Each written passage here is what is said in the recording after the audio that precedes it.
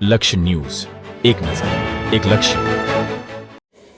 કલોલ તાલુકાના હાજીપુર ગામ ખાતે આવેલ પ્રાથમિક આરોગ્ય કેન્દ્રમાં સ્વસ્થ માતૃત્વ અભિયાન અંતર્ગત એક મહત્વપૂર્ણ કાર્યક્રમનું આયોજન કરવામાં આવ્યું હતું.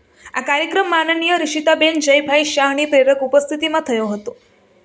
આ કાર્યક્રમ દરમિયાન જિલ્લા આરોગ્ય વિભાગના માર્ગદર્શન હેઠળ સગર્ભા માતાઓને પોષણ અને આરોગ્ય વિશે જાગૃત કરવા સાથે લાડુ અને પોષણ કીટનું વિતરણ કરવામાં આવ્યું હતું.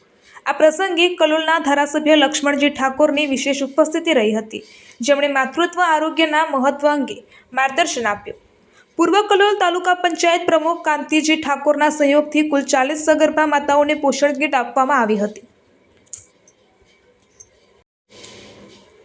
આ કાર્યક્રમનું સંચાલન પ્રાથમિક આરોગ્ય કેન્દ્ર હાજીપુર અને રાચરડાના મેડિકલ ઓફિસર તેમજ આરોગ્ય સ્ટાફ દ્વારા કરવામાં આવ્યું હતું.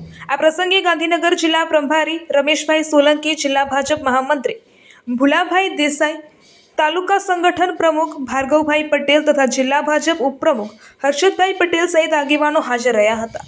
આ કાર્યક્રમમાં ગામના આગેવાનો અને મોટી સંખ્યામાં ગ્રામજનોએ ઉપસ્થિતિ નોંધાવી હતી અને સગર્ભા માતાઓના આરોગ્ય માટે સરકાર તથા આરોગ્ય વિભાગ દ્વારા કરવામાં આવતા પ્રયાસોને બિરદાવ્યા હતા. રિપોર્ટર સંજય નાયક.